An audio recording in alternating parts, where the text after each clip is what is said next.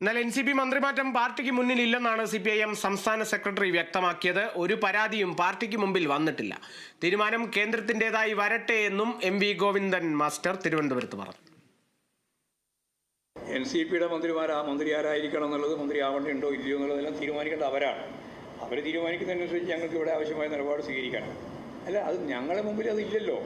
അവിടെ കേന്ദ്രത്തിൽ ചർച്ച ചെയ്യുന്നുണ്ടെങ്കിൽ, അവിടെ പോയിട്ട് ഇവരെല്ലാം ചർച്ച ചെയ്തിട്ടുണ്ടെങ്കിൽ അതിൻ്റെ ഭാഗമായിട്ട് കേന്ദ്രത്തിൻ്റെ ഭാഗമായിട്ട് വരട്ടെ, അപ്പോഴാലോചിക്കാം. ഞങ്ങളുടെ മുമ്പിലില്ല.